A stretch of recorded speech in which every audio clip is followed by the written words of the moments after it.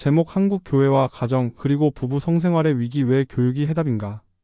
도입 교회는 기도하지만 가정은 울고 있다. 안녕하십니까? 오늘은 조금 민감하지만 피할 수 없는 주제를 함께 나누려 합니다.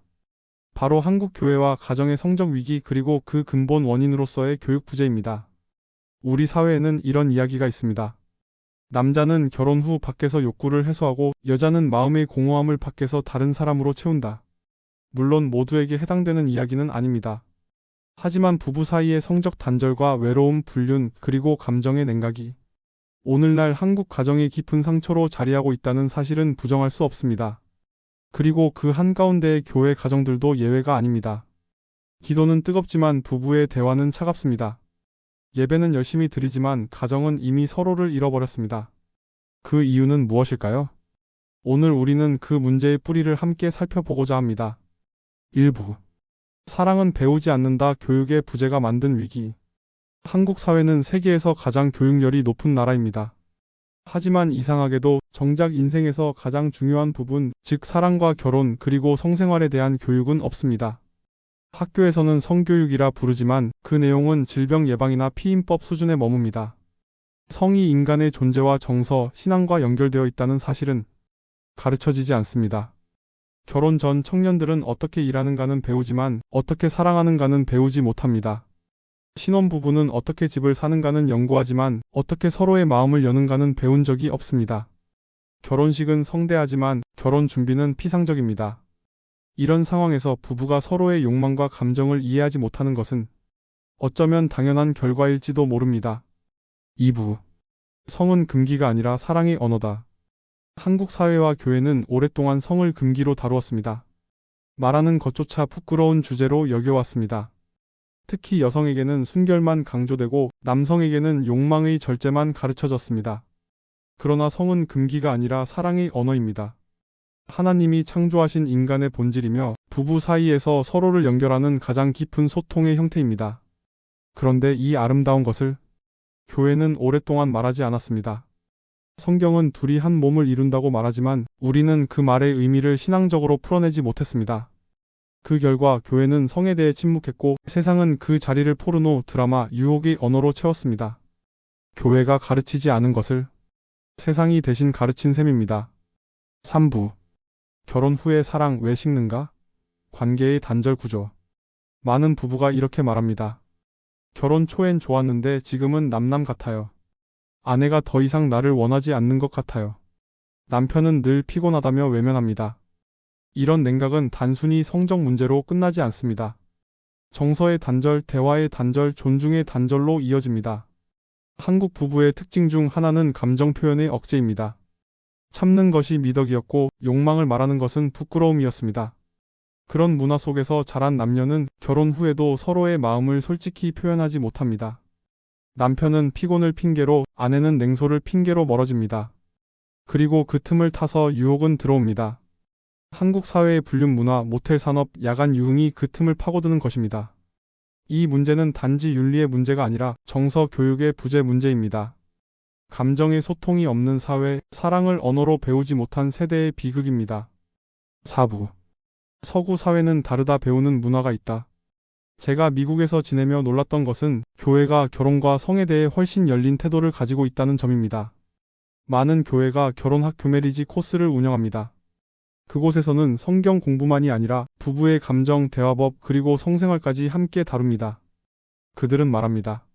섹스는 죄가 아니라 하나님이 주신 선물입니다. 사랑을 배운다는 것은 서로를 존중하며 기쁨을 나누는 법을 배우는 것입니다.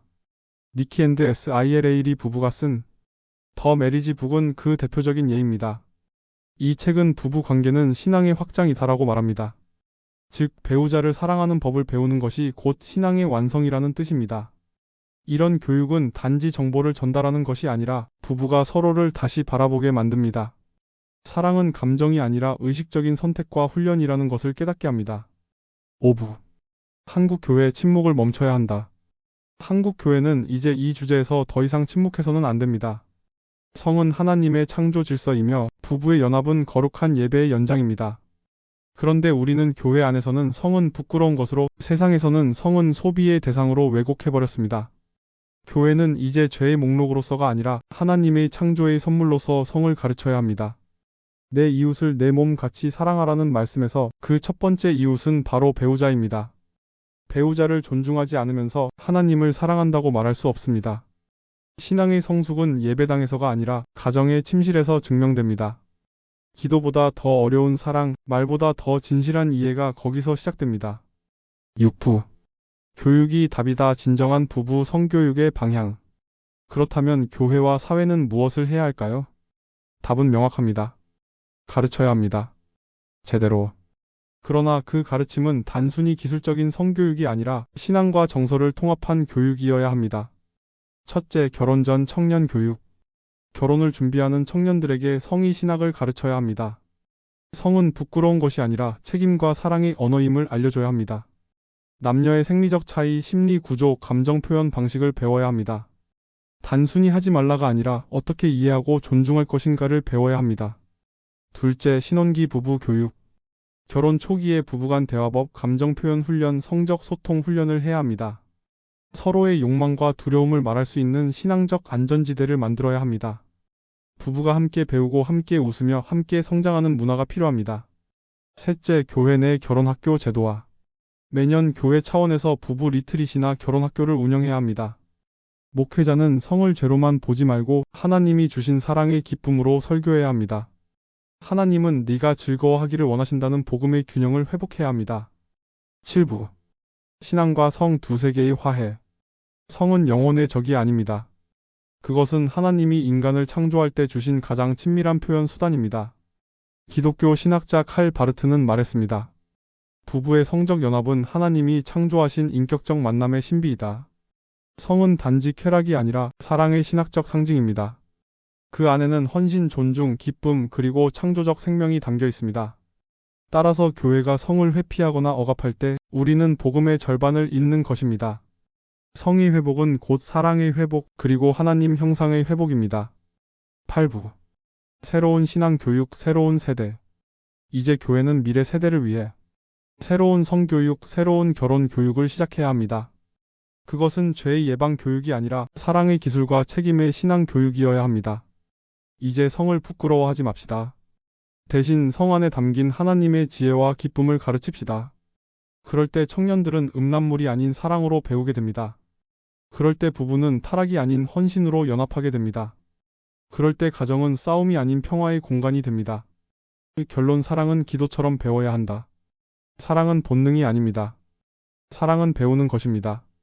그리고 성은 그 사랑을 표현하는 가장 깊은 기도입니다. 교회가 가르치지 않는다면 세상이 대신 가르칩니다. 세상이 왜곡된 언어로 사랑을 가르치게 둘 수는 없습니다. 이제 교회는 침묵을 멈추고 성경이 말하는 사랑과 성의 조화를 담대하게 아름답게 가르쳐야 합니다. 성숙한 부부, 행복한 가정, 그 속에서 자란 아이가 바로 하나님 나라의 첫 열매입니다.